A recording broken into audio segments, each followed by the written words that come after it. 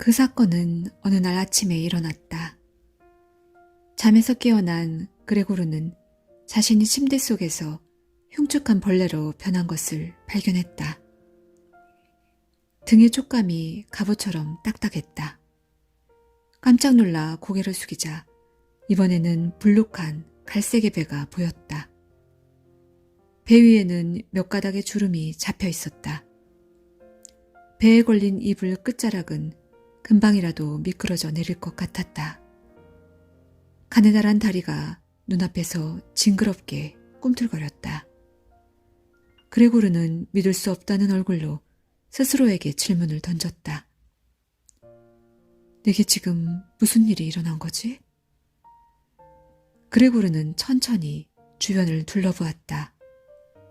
조금 작기는 하지만 자신의 방이 틀림없었다. 사방의 벽도 낯익었다. 탁자 위에는 옷감 견본들이 어지러이 흩어져 있었다. 그레고르는 옷감을 취급하는 외판 사원이었다.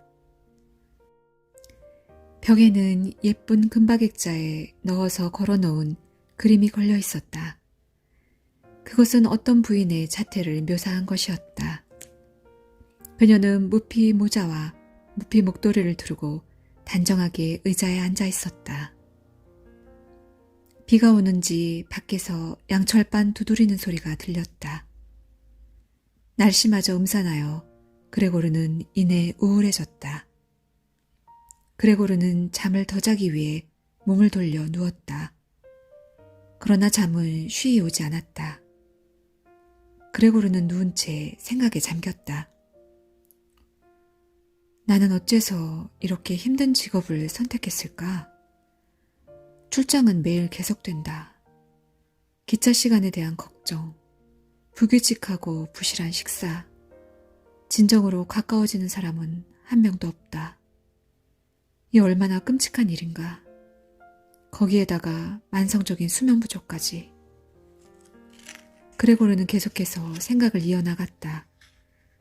사람이 너무 일찍 일어나면 이렇게 멍청해지는 법인가 보다. 사람은 충분한 수면이 꼭 필요하지. 다른 외판원들은 마치 후궁의 궁녀들처럼 지내고 있지 않은가. 내가 밖에서 일을 끝내고 오전 중에 숙소로 돌아와서 주문받은 것을 정리하고 기입할 때에야 그들은 아침 식사를 시작한다. 내가 사장 앞에서 그렇게 한다면 나는 당장 해고될 것이다. 부모님만 아니라면 벌써 사표를 던지고 말았을 텐데. 부모님이 진 빚을 청산할 수 있을 만큼 돈을 모은다면 내가 하고 싶은 대로 할 수 있을 것이다. 아마도 5, 6년은 더 걸릴 것이다. 어쨌든 지금은 일어나야만 돼. 기차가 5시에 출발하니까. 그런데 내 몸이 왜 자꾸 이러지? 그레고르는 생각을 멈추고 자명종 시계를 바라보았다. 이런 젠장. 시계바늘은 이미 6시 30분을 지나 45분을 향하고 있었다. 종이 울리지 않았단 말인가? 정각 4시에 울리도록 맞추어져 있었으므로 틀림없이 울리긴 울렸을 것이다. 그렇다면 요란하게 울려대는 종소리에도 깨지 않고 잠을 잤단 말인가? 사실 밤새 편안히 자지도 못했다. 그래서 종이 울린 후에 더욱 정신없이 골아 떨어지는지도 모른다. 이제 어떻게 해야 하나? 7시 기차를 타려면 정신없이 서둘러야 할 텐데 아직 견본들은 꾸려놓지도 못했고 기분이 상쾌하지도 않다. 만약 기차를 탄다 해도 사장의 불호령을 피할 수는 없을 것이다. 내가 5시 기차를 타는 것을 아는 그 급사 녀석이 제 시간에 도착하지 못한 사실을 이미 사장에게 보고했을 테니까. 그 녀석은 교활한 사장의 앞잡이다. 그렇다고 몸이 아프다고 둘러대면 어떨까? 사장은 더 수상하게 생각할 것이다. 나는 지난 5년 동안 외판원 생활을 하면서 단 한 번도 아팠던 적이 없었으니까. 내가 아프다고 말하면 사장은 조합 주치의를 데리고 올 것이다. 의사가 일단 질차를 하면 나는 발뺌을 할 수 없다. 의사는 나를 건강하면서도 일하기 싫어 꾀부리는 사람으로 보겠지. 그때 밖에서 조심스럽게 문 두드리는 소리가 들렸다. 뭐하니? 벌써 6시 45분이다. 일하러 안 나가니? 어머니가 문 밖에서 말했다. 아, 저 부드러운 목소리. 그러나 대답하는 자신의 목소리를 듣고 그레고르는 깜짝 놀랐다. 물론 자신의 목소리였지만 찍찍거리는 신음소리가 섞여 있는 것이다. 첫 말소리는 명확했지만 그 다음에는 찍찍거리는 소리가 말끝을 흐려놓았다. 이번에는 아버지가 다른 쪽의 문을 주먹으로 가볍게 두드렸다. 얘야, 그레고르야. 그레고르는 대답할 수 없었다. 이번에는 누이 동생이 작은 소리로 말했다. 오빠, 무슨 일이 있나요? 걱정 마, 일어났으니까. 그레고르는 겨우 있는 힘을 짜내어 대답했다. 오빠, 제발 문 좀 열어주세요. 동생이 밖에서 다시 한번 말했다. 그러나 그레고르는 예전의 그레고르가 아니었다. 아무리 노력해도 문을 열 수가 없었다. 맙소사, 이게 진정 현실이란 말인가? 그레고르는 비로소 완전히 잠에서 깨어났다. 오히려 출장 중에 얻은 습관대로 밤이면 모든 문을 걸어 잠그는 자신의 조심성에 감사해야 할 판이었다. 그레고르는 자신에게 일어난 변화를 가만히 살펴보았다. 그러고 보니 지난밤 몇 번인가 가벼운 통증 때문에 일어난 일이 있었다. 지금 일어난 몸의 변화는 통증 때문에 생긴 일시적인 변화라고 생각했다. 아무리 이상한 일이 많은 세상이라지만 사람이 벌레로 변할 수는 없는 노릇 아닌가. 어떻게 하다 보면 곧 좋아질 일이었다. 비정상적으로 변하고 있는 목소리 또한 마찬가지였다. 목소리가 변한 것도 매일 출장을 가야 하는 직업병일 뿐이라고 스스로를 위로했다. 그레고르는 평소의 동작대로 몸을 움직여 보았다. 이불을 걷어치우는 일은 매우 간단했다. 그저 숨을 약간 들이마셔 배에 힘을 주기만 하면 이불은 자연히 밑으로 미끄러져 내렸다. 그러나 일어나는 일이 쉽지 않았다. 몸을 일으키려면 팔과 손의 도움을 받아야 했다. 그런데 무엇을 어떻게 움직여 중심을 잡아야 하는지 난감하기 이를 데 없었다. 우선 하반신부터 침대 밖으로 끄집어내야 했다. 그러나 아직 자신의 눈으로 보지도 못했으며 또 어떻게 생겼는지 상상조차 할 수 없는 하반신을 움직이기란 매우 어려운 일이었다. 그 일은 많은 시간이 걸렸고 매우 힘이 들었다. 지칠 대로 지친 그는 하체를 있는 힘껏 앞으로 밀었다.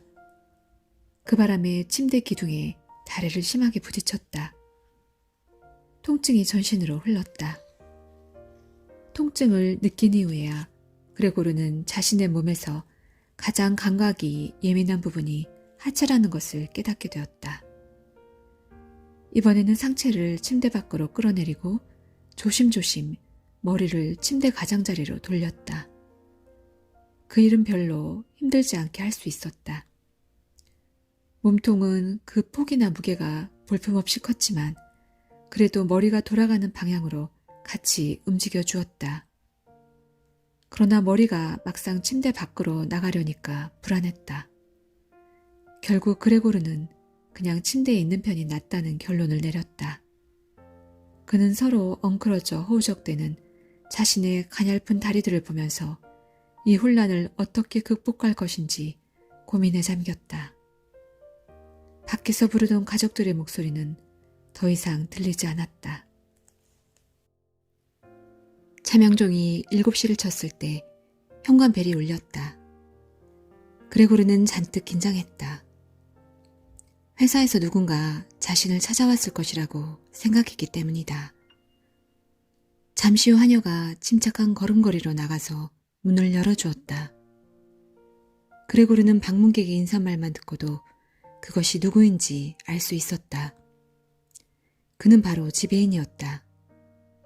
도대체 왜 자기는 잠깐 게으름을 피웠다고 해서 금방 의심을 사는 그런 회사에서 근무해야 하는 팔자를 타고났을까? 도대체가 너나 할 것 없이 고용인들은 모두 쓸모없는 건달들이란 말인가? 그들 중에는 아침에 두서너 시간 정도 일을 하지 못했다는 이유로 양심의 가책을 느끼고 얼까지 빠질 지경이 되어 침대 신세를 지게 된 그런 충실하고도 희생적인 사람이 한 사람도 없다는 말인가? 형편을 알아보기 위한 것이라면 급사 정도로도 충분하지 않을까? 꼭 지배인 자신이 와야 한단 말인가? 이 수상쩍은 사건의 조사를 지배인 이외의 사람에게는 맡길 수 없기 때문에 죄 없는 가족에게까지 알려야 한단 말인가? 화가 치민 그레고르는 침대에서 힘껏 몸을 굴려 아래로 뛰어내렸다. 그것은 확고한 결단에서가 아니라 이런저런 생각에 너무 흥분을 했기 때문이다.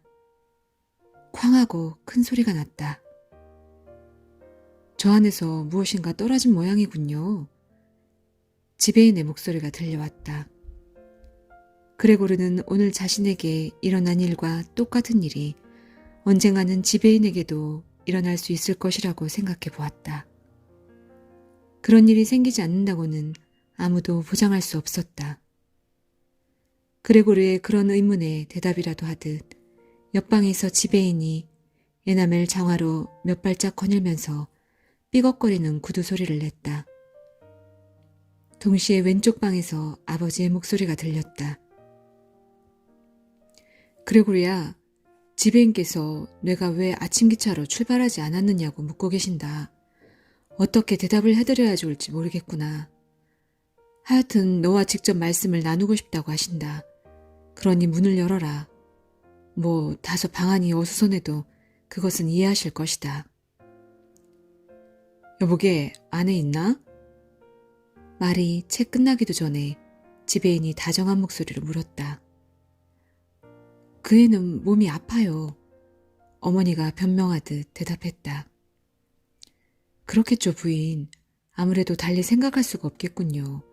대단한 병이 아니길 바랍니다만 한 가지 분명한 사실은 웬만한 병은 스스로 극복해야 한다는 점입니다.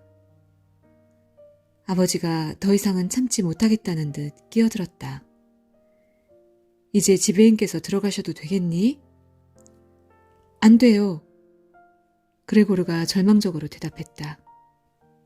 왼쪽 방에서는 숨막힐 듯한 침묵이 흘렀다. 오른쪽 방에서는 누이 동생이 흐느껴 울기 시작했다. 그레고르는 짜증이 일었다.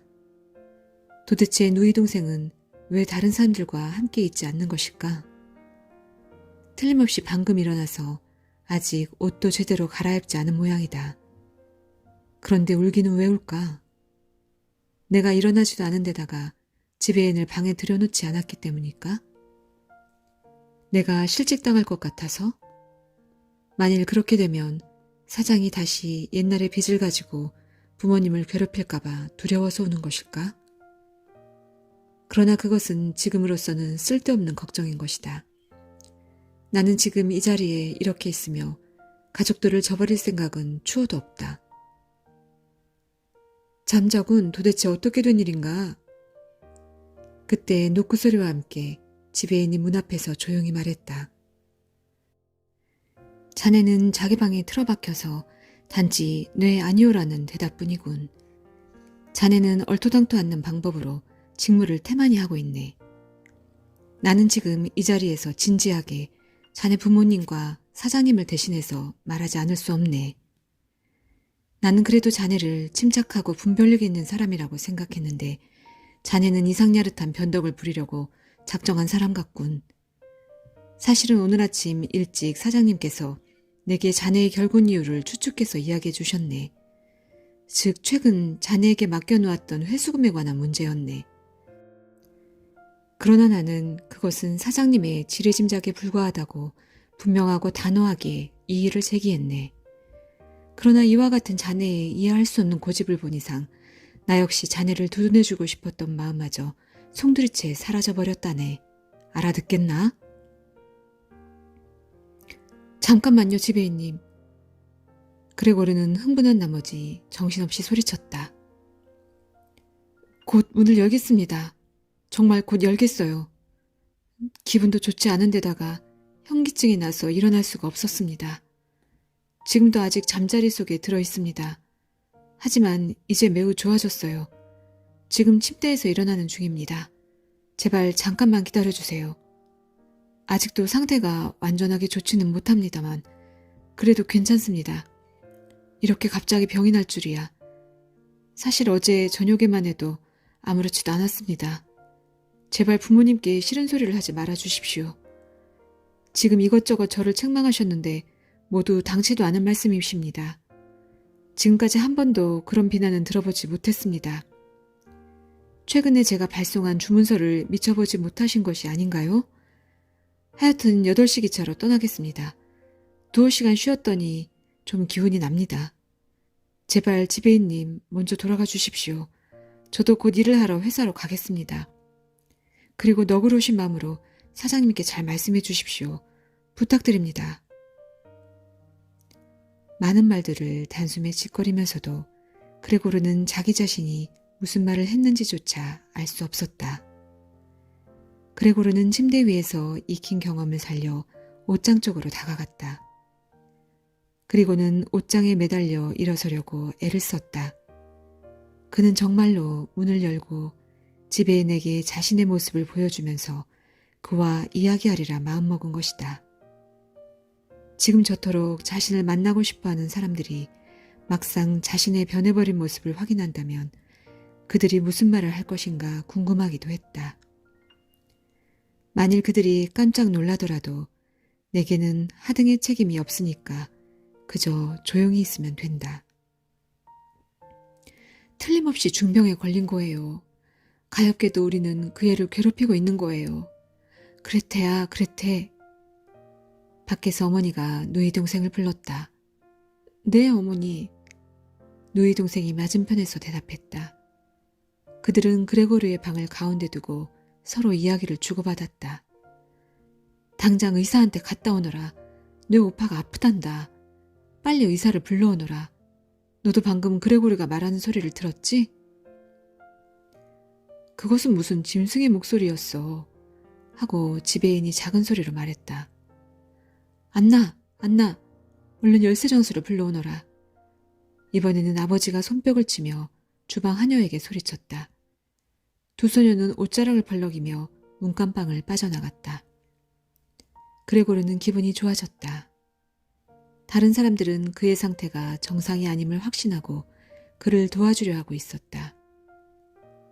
그런 최초의 조치가 취해진 데에 대한 기대와 신뢰감으로 그레고르는 마음이 들떴다. 그는 비로소 사람이 사는 세계와 자신이 연결되어 있다는 기분이 들었다. 그리고 곧 불려올 의사와 열쇠장수에게 그는 커다란 성과를 기대했다. 시시각각으로 다가오고 있는 운명을 결정지어줄談판이 시작될 때 될 수 있는 대로 정확한 음성으로 말하기 위해서 그는 몇 번 헛기침을 해보았다. 그러는 동안 옆방은 매우 조용해졌다.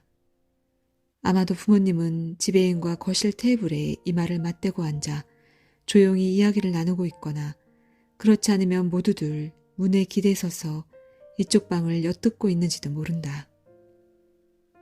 그레고르는 의자를 천천히 문 쪽으로 밀고 갔다. 거기에다 의자를 놓고 문에 몸을 기대고는 꼿꼿이 섰다. 그의 다리 끝에서는 끈적거리는 액체가 약간 분비되고 있었다. 그는 입으로 열쇠 구멍에 꽂힌 열쇠를 돌리기 시작했다. 치아가 없다는 것이 매우 유감스러웠다. 그러나 이가 없는 대신 힘센 턱이 있었다. 그는 턱의 힘으로 열쇠를 돌렸다. 그때 분명히 어딘가 상처를 입었지만 그는 그것을 알지 못했다. 누르스름한 액체가 입에서 나와 열쇠 위를 따라 방바닥에서 뚝뚝 떨어지고 있었다. 저 소리 좀 들어봐요. 그가 열쇠를 돌리고 있어요. 지배인이 말했다. 그 말은 그레고르에게 큰 힘이 되었다. 아버지와 어머니도 가만히만 있지 말고 힘을 내라고 소리쳐 주었으면 싶었다. 그레고르 힘을 내라, 힘을 내라. 자물쇠를 꼭 잡아라. 이 정도의 말은 해줄 법도 한데 말이다. 하지만 모두가 그렇게 응원하면서 그의 노력을 지켜보고 있다는 상상을 하는 순간 그는 혼신의 힘을 다하여 열쇠를 물고 매달렸다. 열쇠가 돌아감에 따라 그는 자물쇠의 주위를 빙글빙글 돌았다. 그는 오로지 입의 힘 하나로 버티고 있었다. 필요에 따라 열쇠에 매달리기도 하고 전신에 무게를 실어 열쇠를 내리누르기도 했다. 마침내 자물쇠 열리는 소리가 들리자 그는 제정신으로 돌아왔다. 그는 안도의 숨을 내쉬면서 중얼거렸다. 이젠 열쇠 장수가 필요 없게 되었어. 그는 문을 활짝 열기 위하여 고개를 손잡이 위에 올려놓았다. 이렇게 해서 겨우 문은 열렸지만 문이 안쪽으로 열렸기 때문에 그의 모습은 문 뒤에 가려져 밖에서는 보이지 않았다. 그는 열린 문짝을 따라 천천히 밖으로 돌아 나와야만 했다. 더욱이 문 앞에서 보기 흉하게 벌렁 자빠질 우려가 있기 때문에 극히 신중하게 움직여야 했다. 그를 처음으로 발견한 사람은 지배인이었다. 앗! 지배인이 큰 소리로 비명을 지르며 뒷걸음질을 쳤다. 눈에 보이지 않는 어떤 힘의 작용에 의해 떠밀려 가는 듯한 모습이었다. 지배인이 와 있는데도 풀어헤친 머리를 손질조차 하진 않은 어머니는 양손을 합장하고 아버지를 보는가 싶더니 이내 맥없이 쓰러지고 말았다. 그 순간 주름치마가 활짝 펼쳐졌고 얼굴은 가슴속에 묻혀 전혀 보이지 않았다. 아버지는 양쪽 눈을 가리고 뚱뚱한 가슴을 들썩거리며 울기 시작했다. 이 상황에서도 냉정을 유지하고 있는 사람은 자기 혼자뿐이라는 것을 확신하며 그레고르는 입을 열었다. 자, 그럼 곧 옷을 입고 견본을 챙겨가지고 출발하겠습니다. 출발해도 되겠지요? 지배인님, 보시다시피 저는 고집쟁이가 아니며 일을 무척 좋아한답니다. 물론 출장 판매는 무척 고된 일이지만 그렇다고 출장 없이 어떻게 살아갈 수가 있겠습니까? 지배인님, 지금부터 어디로 가시겠습니까? 회사로 나가십니까? 그렇죠? 그리고 모든 일을 사실대로 보고하시겠지요? 누구나 잠깐씩은 일을 하지 못하게 되는 불가피한 경우가 있지 않습니까? 그런 경우에는 평소에 실적을 참작하셔서 건강만 좋아지면 물론 배전의 노력과 주의를 기울여 한층 더 열심히 일한다는 사실을 믿어주십시오. 그러나 지배인은 그레고르의 말을 서너 마디도 채 안 듣고 돌아설 뿐이었다. 그리고 시선을 그에게 고정시켜 놓은 채 현관문을 향해서 슬금슬금 물러서고 있었다.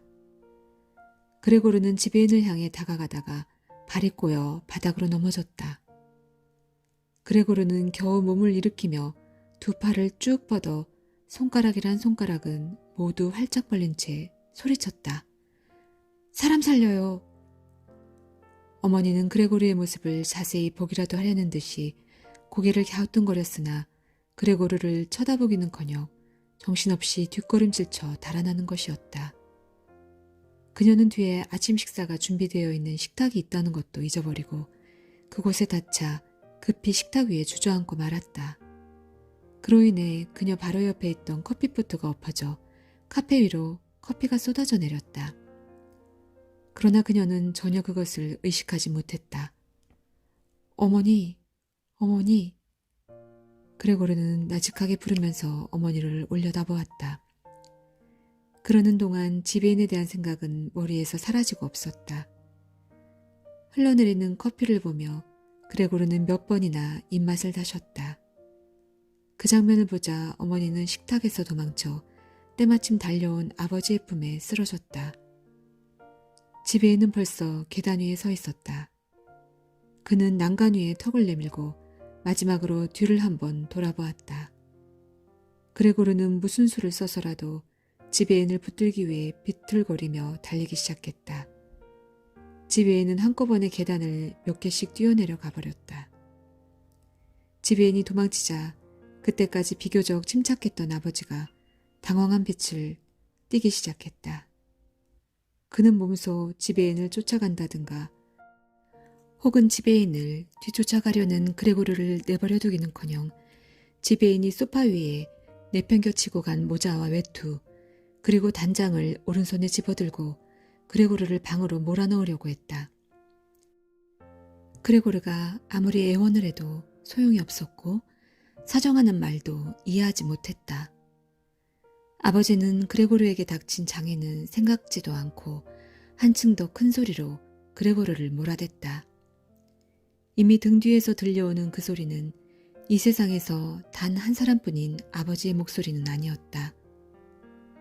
그레고르는 될 대로 되라는 식으로 무작정 문을 향해 돌진했다. 한쪽 몸뚱이 문에 끼어 위를 향해 치켜졌으므로 그는 방문 사이에 비스듬히 걸려 있었다. 한쪽 옆구리가 심하게 벗겨지고 하얗게 칠한 문에는 보기 흉한 얼룩이 묻었다. 자신의 힘으로는 더 이상 어떻게 할 수 없을 정도로 꼼짝달싹도 할 수 없게 되었다. 한쪽의 다리들은 허공을 향해 바르르 떨렸으며 다른 쪽 다리들은 마룻바닥에 짓눌려서 몹시 아팠다. 그때 아버지가 뒤에서 힘차게 그를 밀었다. 그 때문에 그레고르는 피투성이가 되어 자신의 방 안으로 밀려 들어왔다. 방문을 닫는 소리가 꽝 하고 들렸다.